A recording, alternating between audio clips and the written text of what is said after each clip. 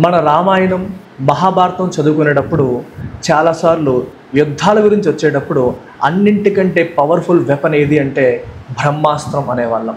మరి ఇప్పుడు భారతదేశంలో ఇండియా దగ్గరున్న మోస్ట్ పవర్ఫుల్ వెపన్ ఏది అంటే బ్రహ్మోస్ మిసైల్. సో ఈరోజు బ్రహ్మాస్త్రంగా దాన్ని మనం చెప్పొచ్చు.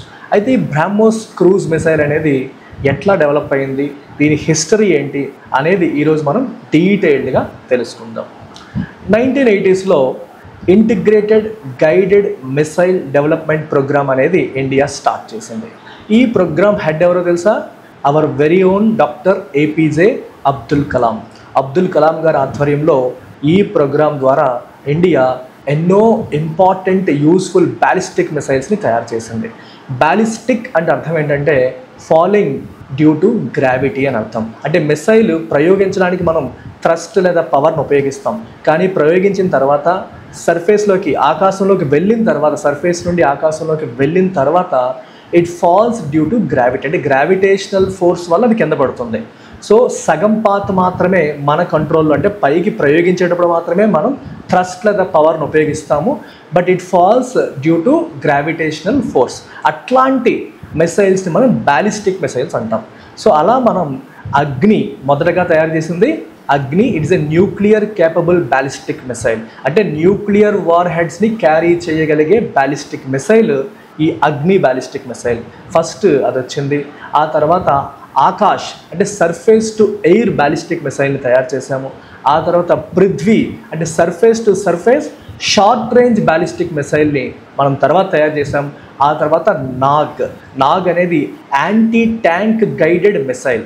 యాంటీ ట్యాంక్ గైడెడ్ మిసైల్ అంటే అర్థం ఏంటమ్మా? హెవీలీ ఆర్మర్డ్ ట్యాంక్స్ని షార్ట్ రేంజ్లో స్ట్రైక్ చేసి నాశనం చేయగలిగే మిసైల్ ఈ నాగ్ మిసైల్. ఇలా ఇండియా ఈ ప్రోగ్రాం ద్వారా integrated guided missile development programme under APJ Abdul Kalam, ఈ ప్రోగ్రాం ద్వారా అగ్ని, ఆకాష్, పృథ్వీ మరియు నాగ్ మిసైల్స్ని తయారు చేసింది. అయితే 1991లో గల్ఫ్ వార్ జరిగింది. గల్ఫ్ వార్లో క్రూజ్ మిసైల్స్ని ఎక్కువగా యూజ్ చేయడాన్ని ఇండియా గమనించింది. అప్పటి వరకు మనం యూజ్ చేసినవి బ్యాలిస్టిక్ మిసైల్స్. మరి గల్ఫ్ వార్లో క్రూజ్ మిసైల్స్ చాలా ఎఫెక్టివ్గా పనిచేస్తున్నాయి అనే విషయాన్ని ఇండియా అర్థం చేసుకుంది.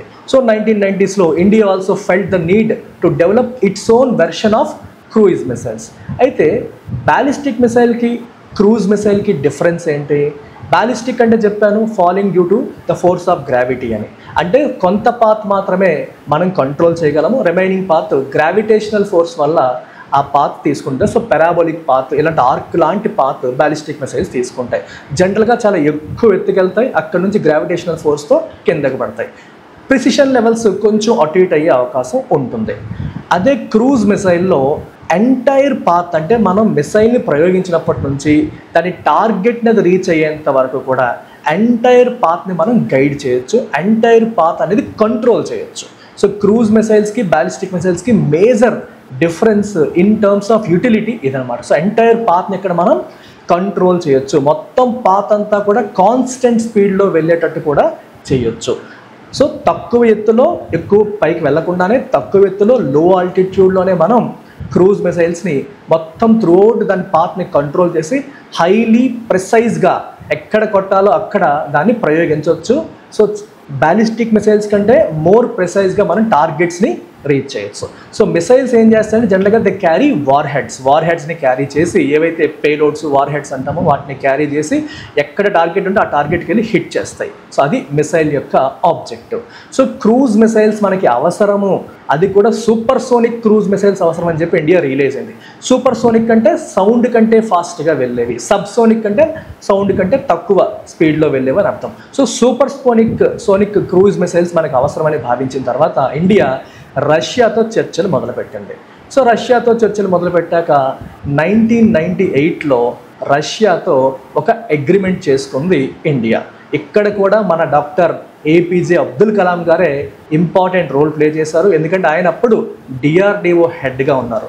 సో ఇండియా యొక్క డిఆర్డిఓ మరియు రష్యా యొక్క ఎన్పిఓఎం ఈ రెండు ఆర్గనైజేషన్స్ మధ్య అగ్రిమెంట్ అనేది కుదిరింది. సో రెండింటి మధ్య అగ్రిమెంట్ అయిన తర్వాత సో అక్కడ డిప్యూటీ డిఫెన్స్ మినిస్టర్కి మరియు మన అబ్దుల్ కలాం గారి మధ్య మాస్కోలో ఈ అగ్రిమెంట్ అనేది సైన్ చేయడం అనేది జరిగింది. దేనికోసం అమ్మా?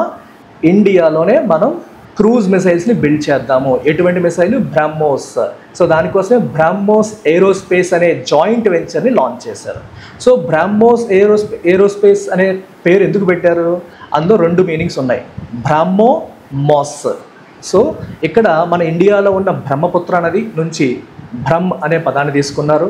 అలాగే రష్యాలో మాస్కావ్ నది నుంచి మోస్ అనే పదం తీసుకోవడం జరిగింది. సో ఓవరాల్గా బ్రహ్మోస్ అనే పేరుతో ఈ జాయింట్ వెంచర్ అనేది ఫామ్ చేయడం జరిగింది. ఇందులో 50.5% ఇండియాకి వాటా ఉంటే 49.5% రష్యాకి వాటా ఉంది. అందుకే దీన్ని ఏమంటాం? Joint venture. 2 దేశాల యొక్క జాయింట్ వెంచర్ ఇది. ఈ వెంచర్ యొక్క ఆబ్జెక్టివ్ ఏంటంటే ఒక క్రూజ్ మిసైల్స్ని బిల్డ్ చేయాలి. అది కూడా ల్యాండ్ నుంచి కానీ, ఎయిర్ ఫోర్స్ మనకి ఎయిర్ నుంచి కానీ, సీ నుంచి కానీ, ఎక్కడి నుంచి అయినా సరే ప్రయోగించగలిగే వెర్షన్స్ మనం తర్వాత ఫ్యూచర్లో బిల్డ్ చేయగలిగేలాగా సూపర్ సోనిక్ క్రూజ్ మిసైల్స్ని బిల్డ్ చేయాలి అనేది దీని యొక్క ఆబ్జెక్టివ్. సో ఇది తన పని స్టార్ట్ చేసిన తర్వాత 2001లో సక్సెస్ఫుల్గా బ్రహ్మోస్ మిసైల్ని టెస్ట్ చేయడం అనేది జరిగింది. అయితే 2005లో ఇండియన్ నేవీలోకి బ్రహ్మోస్ ఫార్మల్గా ఇండక్ట్ అయింది. నేవీలోకి ఇండక్ట్ అయిందంటే అర్థం ఏంటమ్మా? మనకి షిప్ నుండి దీన్ని ప్రయోగించే క్యాపబిలిటీని మనం బిల్డ్ చేసేసాం.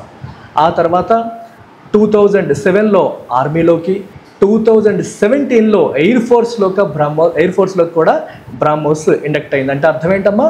Now BrahMos can be used from surface, air and water. అంటే సముద్రం నుంచి, ఎయిర్ నుంచి, భూమి నుండి కూడా ఎక్కడి నుంచి అయినా సరే బ్రహ్మోస్ మిసైల్ మనం ఇప్పుడు ప్రయోగించగలము. దీంతోపాటు సబ్మెరైన్ వెర్షన్ కూడా రెడీ అయింది. అంటే సబ్మెరైన్స్ నుంచి కూడా లాంచ్ చేసే క్యాపబిలిటీ ఇండియా సాధించింది.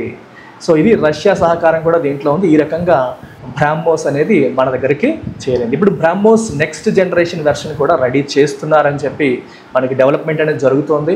ఇది ఇంకా తక్కువ వెయిట్, ఇంకా స్పెషల్ మెటీరియల్తో రెడీ అయ్యి స్టెల్త్ ఫీచర్స్ కూడా, అంటే అటువైపు వాళ్ళ ఎయిర్ డిఫెన్స్ సిస్టమ్కి దొరకకుండా స్టెల్త్ ఫీచర్స్ కూడా, అడ్వాన్స్డ్ స్టెల్త్ ఫీచర్స్ కూడా దీంట్లోకి తీసుకొస్తున్నారని చెప్పేసి మనం అంటున్నాం.